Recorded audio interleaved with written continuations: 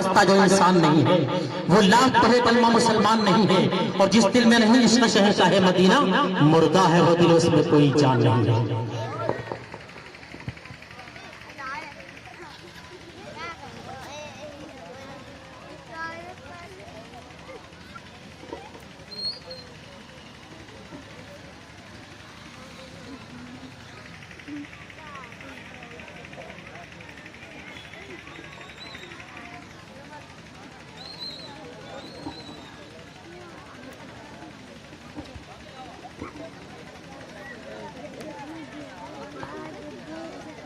الحمد لله حمدا كثيرا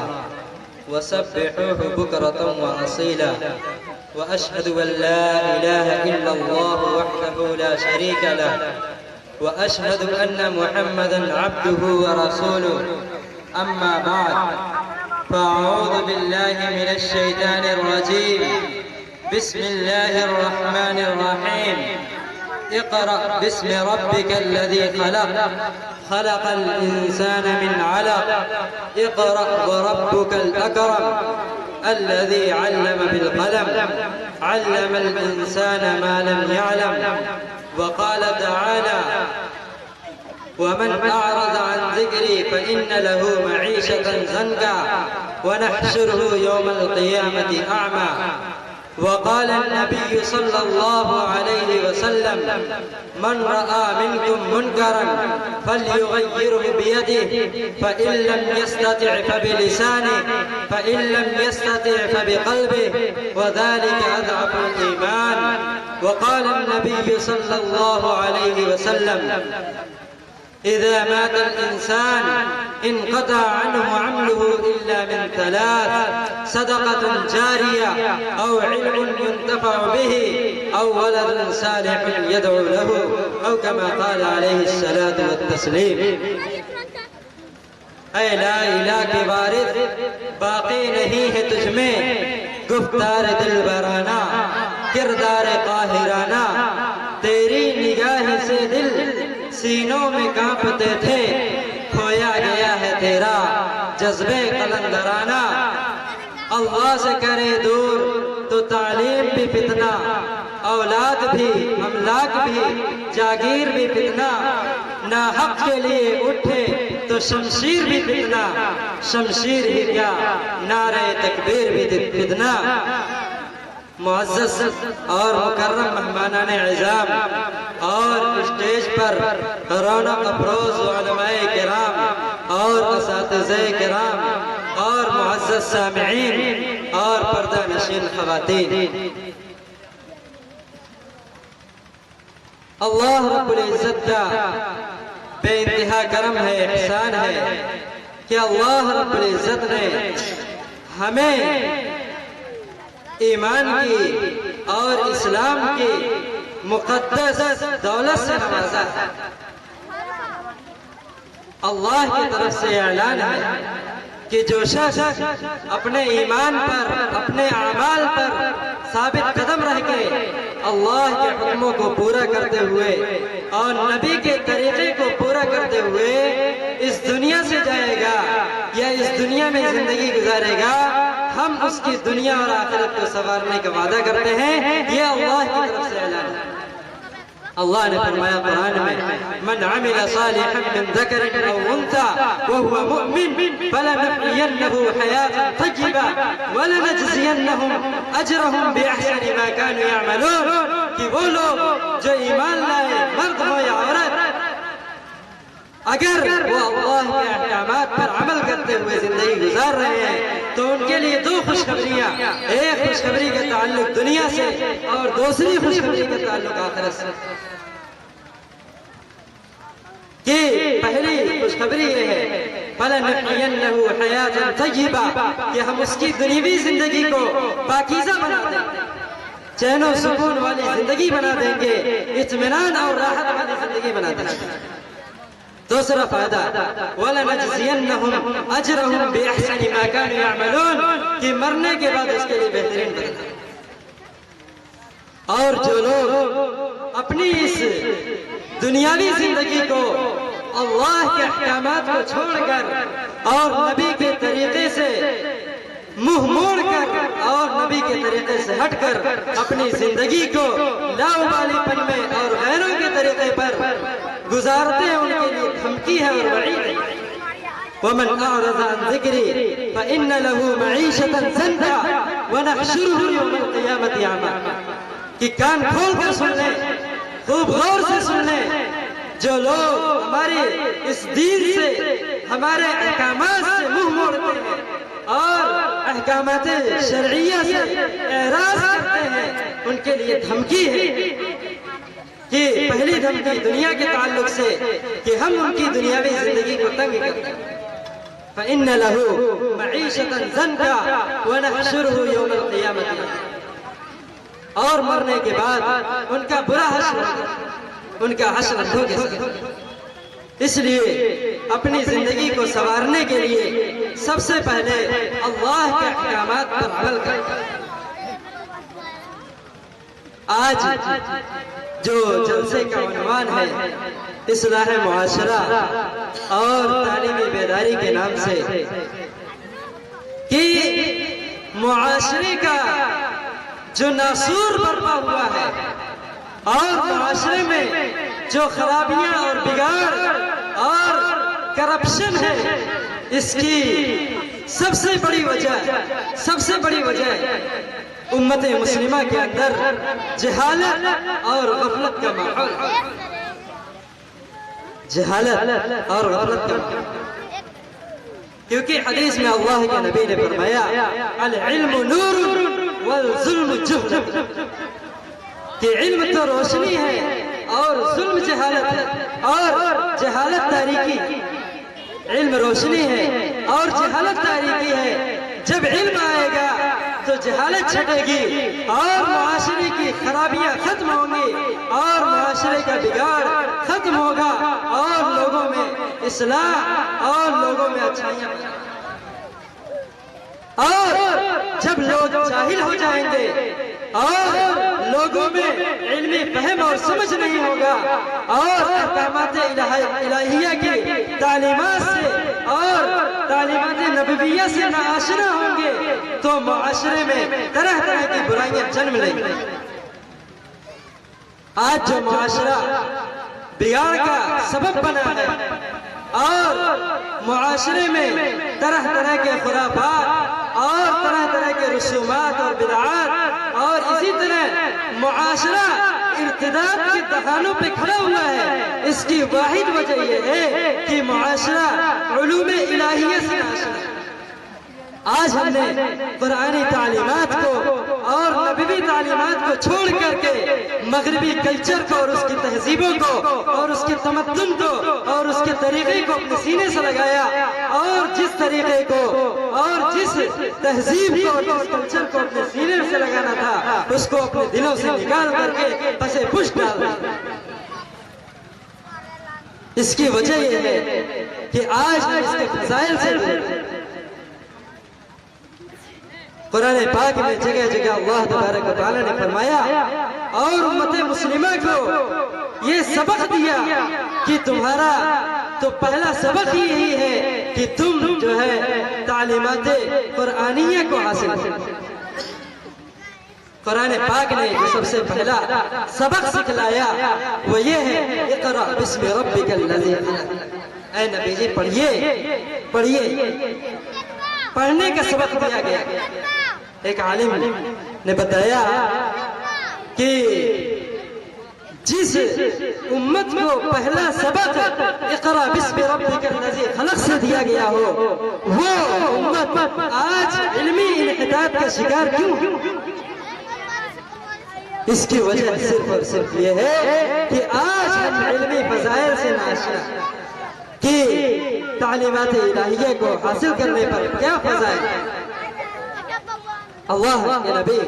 جناب محمد رسول اللہ صلی اللہ علیہ وسلم نے فرمایا فقیہ اشد علی الشیطان من الف عابد، کہ ایک فقیہ، ایک دین کی سمجھ بوجھ رکھنے والا،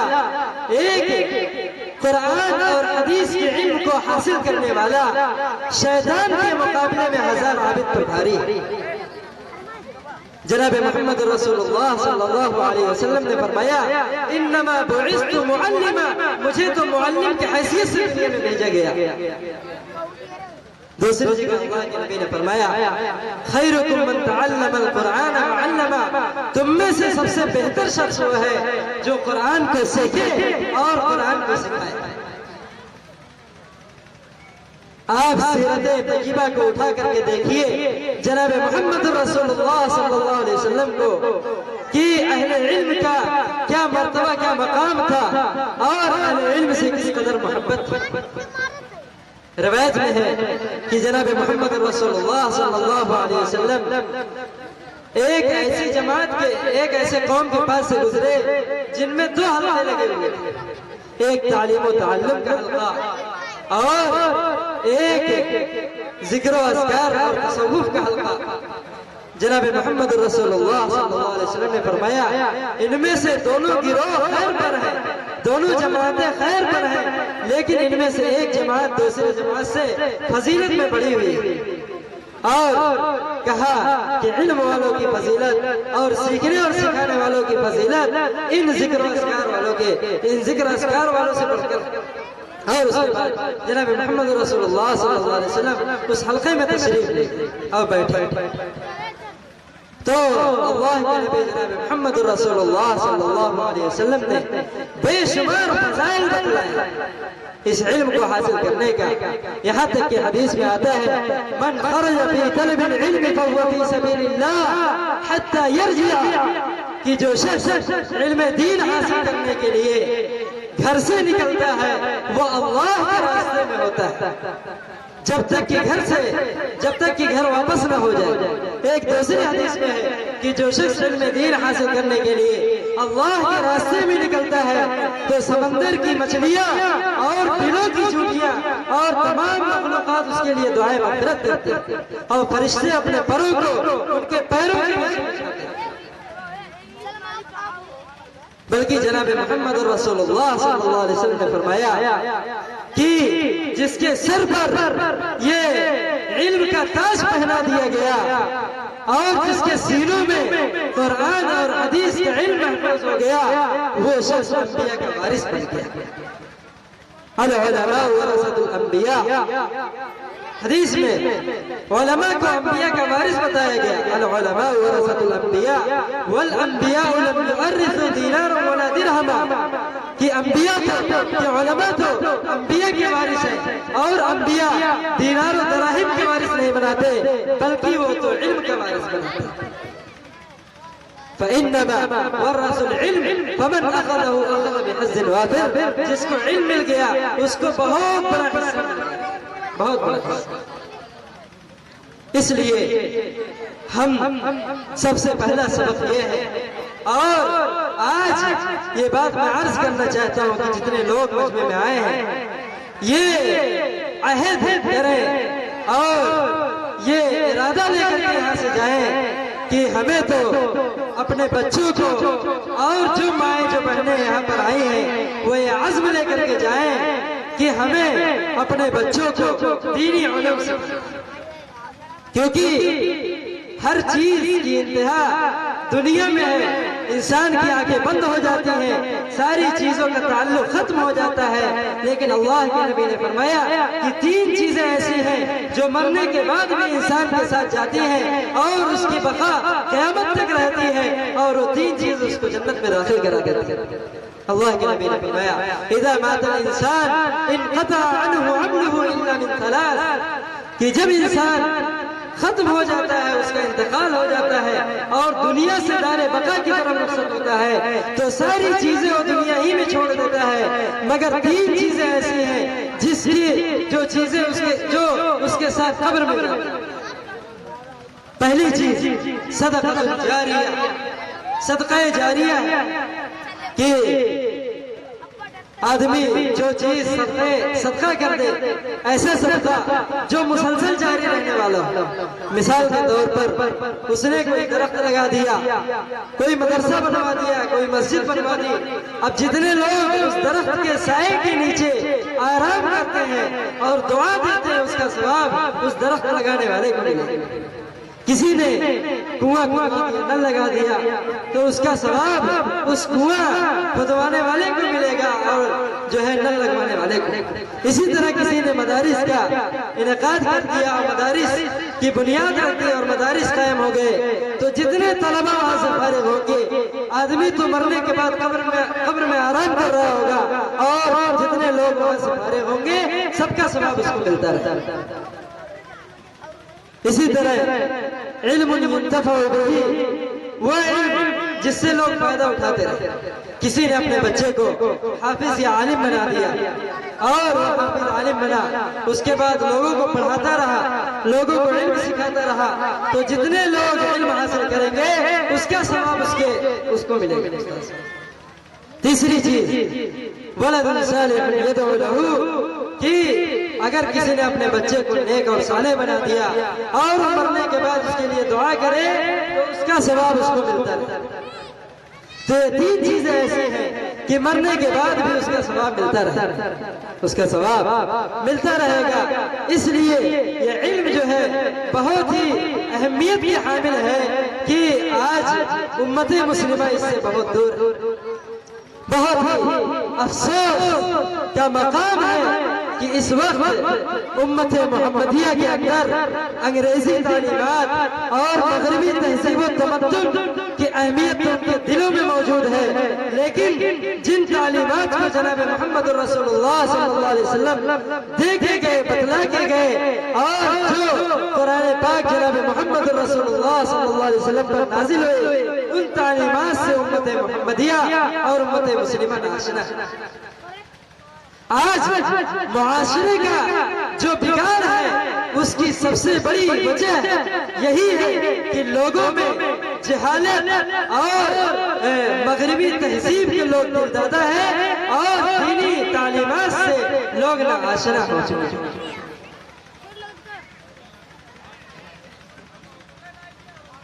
جناب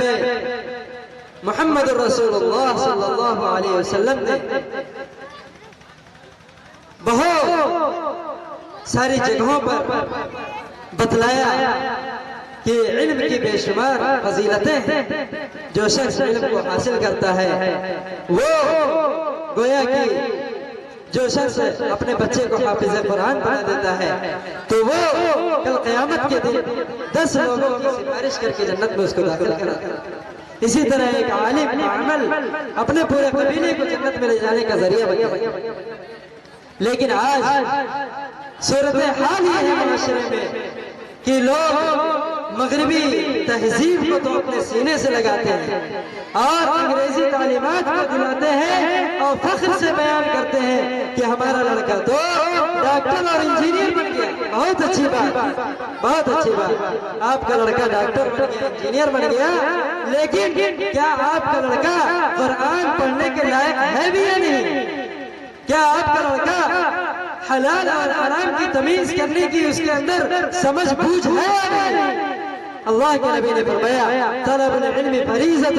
علی کل مسلم او مسلمہ، ہر بالغ مسلمان مرد اور عورت پر فرض ہے کہ وہ اتنا علم کو حاصل کرے کہ حلال حرام جائز ناجائز کی تمیز پیدا ہو۔ ورنہ اگر یہی صورتحال رہی اور لوگ مدارس سے کرتے رہے اور اپنے بچوں کو بجائے دینی مدارس میں بھیجنے کے ان کو اسکولوں کی طرف اور کالجوں کی طرف بھیجتے رہے اور دینی تعلیمات سے ناشنا کرتے رہے تو ان کے اندر مغربی تہذیب ایسی بھر جائے گی کہ کتوں سے، جانوروں سے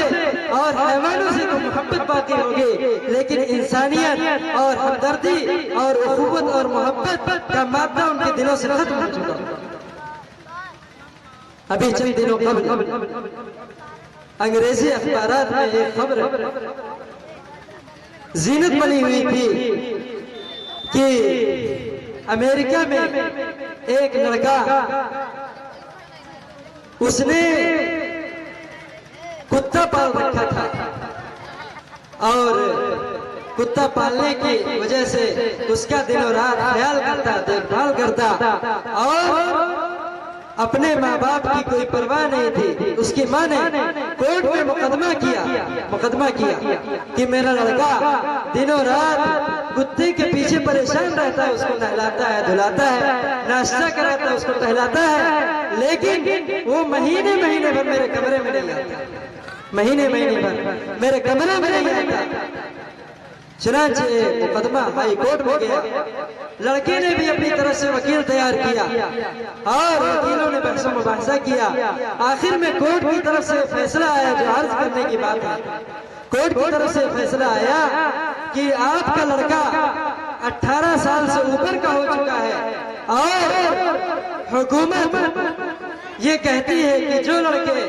18 سال سے اوپر ہو جائیں ان کے اوپر ماں باپ کی کوئی ذمہ داری نہیں،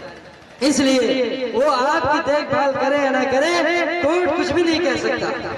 لیکن کتے کو اس نے خریدا ہے اور اس کو غلام بنایا ہے، اس کو قید کیا ہے، تو اس آدمی کا حق ہے کہ کتے کی دیکھ بھال کرے۔ تو جب معاشرے میں بگاڑ پیدا ہو، جب لوگ مغربی تہذیب کی دلدادہ ہو جائیں گے اور معاشرے میں جو ہے دینی تعلیم کی کوئی اہمیت نہیں ہوگی، تو لوگ کتوں سے، جانوروں سے تو محبت کریں گے لیکن اپنے ماں باپ کی قدر نہیں کریں گے، ماں باپ کی عزت نہیں کریں گے، ماں باپ سے محبت نہیں کریں گے۔ اس لیے وقت کی قلت کے پیش نظر میں آخری بات یہ عرض کرنا چاہتا ہوں جو بہت ہی قابل غور ہے کہ اپنے بچوں کو مدارس میں داخل کریں، ورنہ یہ جو وقت چل رہا ہے بہت ہی خطرات کا وقت، لوگوں کو، بچوں کے اور امت مسلمہ کے نوجوانوں کے اور بچوں کے ایمان اور عقائد پر ڈاکہ ڈالنے کی منظم سازشیں اور کوششیں جاری ہیں اور ان کو غیر محسوس طریقے سے ان کے دلوں سے ایمان کو سلب کیا جاتا ہے۔ آپ جا کر کے دیکھ لیں کہ جو عیسائی مشنریاں اور ان کے اسکول کالجز کھلے ہیں ان میں کس طرح کی تعلیمات دی جا رہی ہیں، ان میں ان کی کتابوں کی تعلیمات دی جا رہی ہیں اور ان کے ذہن کو بنایا جاتا ہے کہ تمہارے خدا اور تمہارے معبود تو عیسیٰ مسیح، اس طرح کی تعلیم۔ جبکہ سیرت صحابہ سے یہ سبق ملتا ہے کہ جناب محمد رسول اللہ صلی اللہ علیہ وسلم حضرت عمر رضی اللہ عنہ کے ہاتھ میں جب تورات کا نسخہ دیکھا تو ناراض ہو گئے اور چہرہ سرخ ہو گیا اور کہا کہ عمر تم ابھی بھی غفلت میں پڑے ہوئے ہو اور یہود و نصارہ کی کتاب کو جو ہے پڑھتے ہو۔ اگر موسیٰ علیہ السلام بھی اس زمانے میں ہوتے تو ہمارے متبع ہوتے۔ یہ سن کر حضرت عمر رضی اللہ عنہ سمجھ گئے کہ اللہ کے نبی سخت ناراض کہ حضرت عمر رضی اللہ عنہ کے ہاتھ میں تورات کا نسخہ دیکھ کر کے اللہ کے نبی بھڑک گئے اور چہرے انور سرخ ہو گئے۔ تو بتائیے ذرا کہ ہمارے بچے ایسی اسکولوں میں جا کر کے اپنے عقائد کو خراب کر کے ان کی کتابوں کو پڑھنا اور اپنے عقیدے کو خراب کر لینا اور دین اور ایمان سے اپنے ہاتھ کو دھو بیٹھنا یہ کہاں تک درست ہے؟ اس لیے جو ہے آخری درخواست یہ ہے کہ ماں بہنوں سے خصوصاً اور جو لوگ یہاں آئے ہیں ان سے درخواست ہے کہ اپنے بچوں کی صحیح تربیت کریں اور ان کو دینی مدارس کے لیے اور دینی مکاتب میں ان کا داخلہ کرائیں اور جب تعلیمات قرآنیہ سے آشنا ہو جائے پھر ان کو کسی کالج اور اسکول کے حوالے کریں۔ اسی پر میں اپنی تقریر کو ختم کرتا ہوں۔ کر بلبل طاؤس کی تقلید سے توبہ، بلبل آواز ہے طاؤس کو قطرنگ واقع الحمدللہ۔